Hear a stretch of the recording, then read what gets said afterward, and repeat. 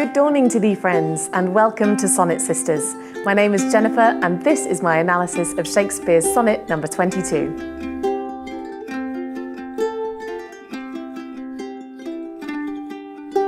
Okay, so first things first, I'll just read the sonnet through. My glass shall not persuade me I am old, so long as youth and thou are of one date. But when in thee time's furrows I behold, then look I death my days should expiate. For all that beauty that doth cover thee is but the seemly raiment of my heart, which in thy breast doth live, as thine in me. How can I then be older than thou art? O therefore, love, be of thyself so wary, as I, not for myself, but for thee will, bearing thy heart, which I will keep so chary, as tender nurse her babe from faring ill. Presume not on thy heart when mine is slain. Thou gavest me thine, not to give back again. Now, I won't lie, I found this sonnet a little bit tricky at first. Seems a bit of a tricky one, this. Maybe I was just distracted by the fact that I was in Paris. I'm by the Eiffel Tower. Hey, I'm holding the Eiffel Tower. Whoa. What's that? You want me to get on with talking about the sonnet? Well, I'm glad you asked. But I spent a lot of my time doing this.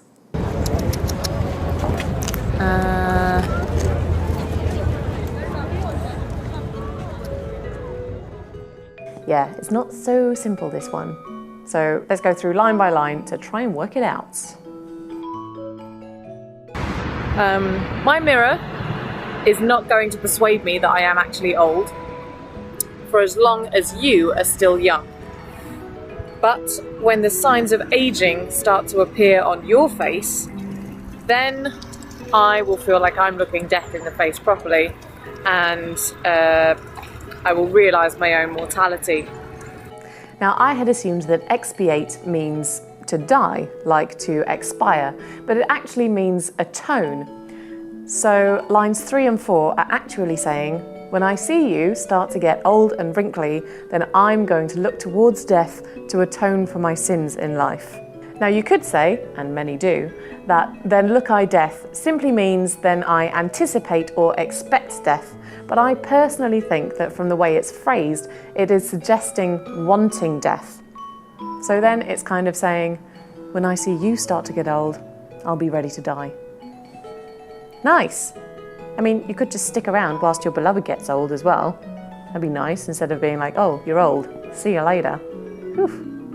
I suppose the other reading of that line, suggesting that it just means to expect death and not necessarily want it, would make more sense. I mean, if there is this huge age gap between them, which there seems to be, then of course when the young person gets old, then the older one will be way older and pretty close to death.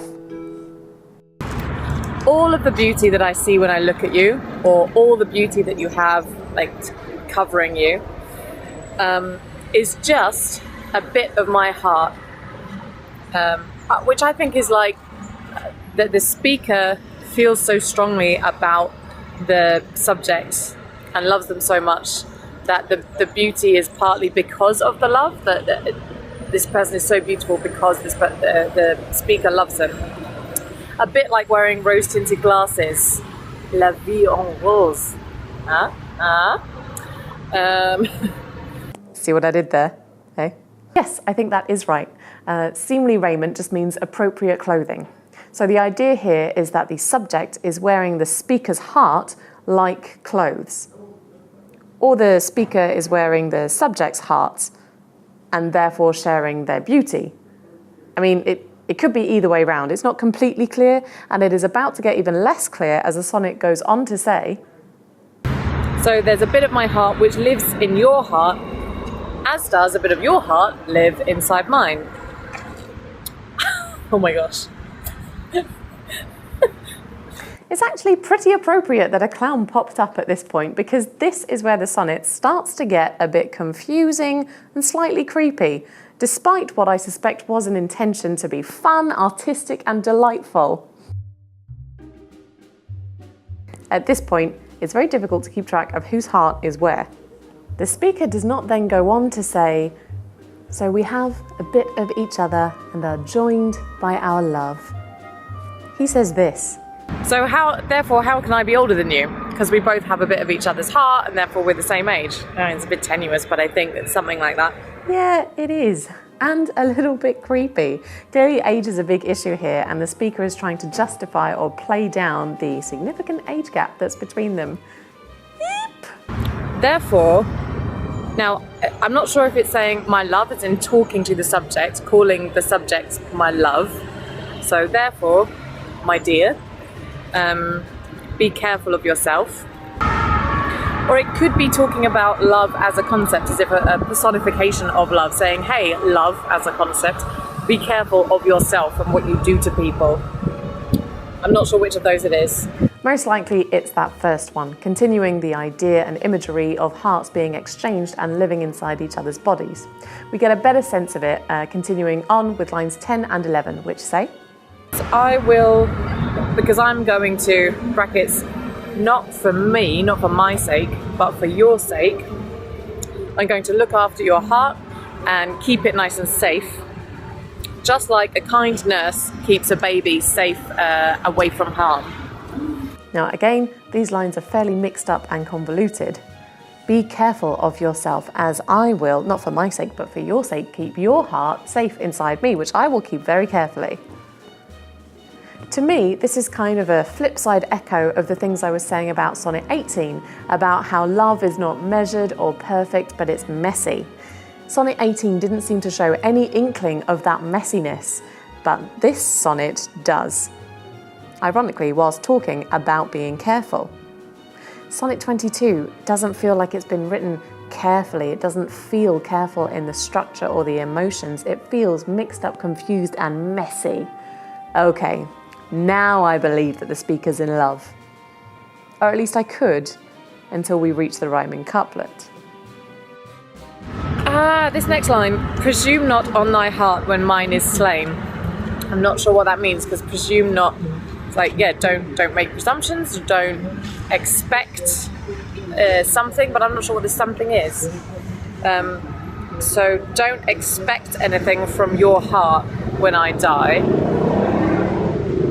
I guess when my heart is slain, so when my heart, but a bit of your heart is there, so don't expect anything from your heart. I guess like a piece of your heart will die with me, so don't expect anything back from that bit of heart that you gave me. I'm not sure, because you gave me your heart to keep and not to give back. So yeah, it's kind of, I get a really weird sense from this. It is like a dark love sonnet, because it is definitely loving, but it's almost, what's the word, possessive. It feels quite possessive. I've got a piece of you and you're not getting it back. That is terrifying. Why did he end it like that? It's incredibly possessive and is more like obsession than true love. Line 13, presume not on thy heart when mine is slain, is saying, don't expect your heart back when I die, which in a literal interpretation of hearts being exchanged at least makes sense, but metaphorically speaking, what does that even mean? It's not as if you just stop feeling emotions for people when they die or suddenly lose the ability to love anyone or anything else. I mean, it could mean a part of me will always be with you, which is actually quite sweet. But if you meant it to be sweet, you would say it that way round. Otherwise, it sort of comes out like this. A bit of you will always be in me, even if I die. Don't expect to get your ability to love back again. It's mine now, and I'm taking it to the grave. I can't help feeling like things have all got a little bit Twilight around here with this and the last few sonnets. What with talking about making somebody live forever, albeit through poetry, obsessing over somebody who's forbidden, being concerned about a considerable age gap, talking about exchanging hearts, living off somebody else's youth, and then saying, don't expect to get your heart back after I die.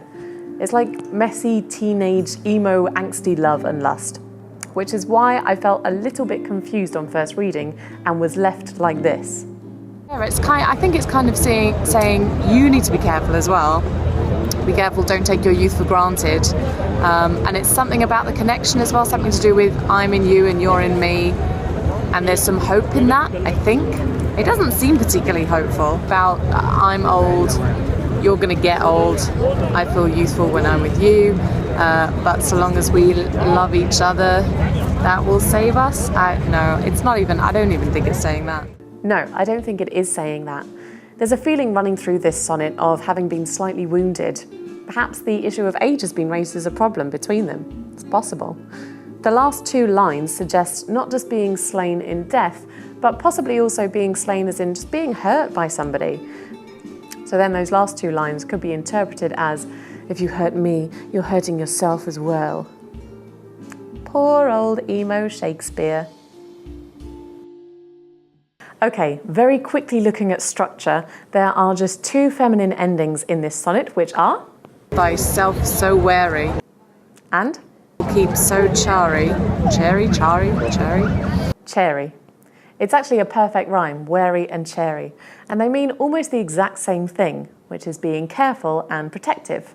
So for me, this really draws attention to those two words as they literally stick out from the rest of the verse, being one syllable too long for the iambic pentameter. So then it also really sums up this idea that the feeling of the whole poem is about being careful and protective. I also think there's potentially an intention to draw the reader or the subject to those two words. They stick out for a reason so that that message goes direct into your brain. Be careful. The speaker is very protective of the subject, basically. So for the performance of this sonnet, I have a fun and dark idea which will hopefully dial up the creepy factor on this sonnet. Don't worry, it will not involve clowns.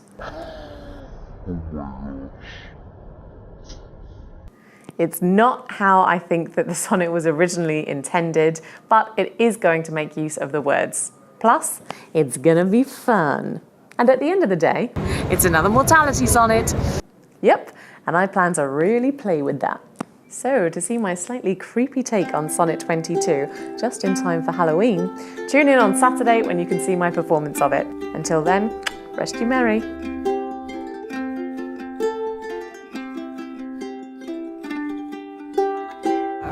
Maybe I'll shuffle a little bit closer. Okay, great.